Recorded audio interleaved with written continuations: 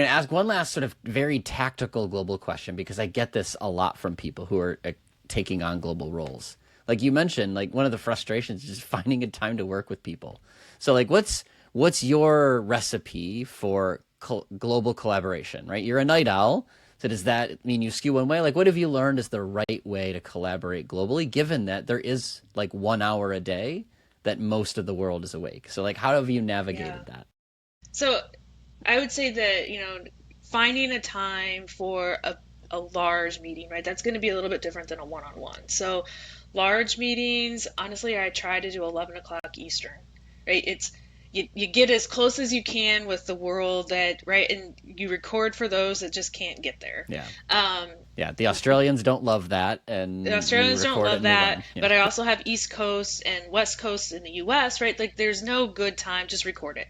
Um, when it comes to when it comes to one-on-ones, I try to actually do that in their local. So I have also learned that if you talk to them when the US isn't awake, you get more of their attention. So, like in the UK, as much as I am not a morning person, I will get up and have a 6:30 a.m. call with UK, not on video. Right?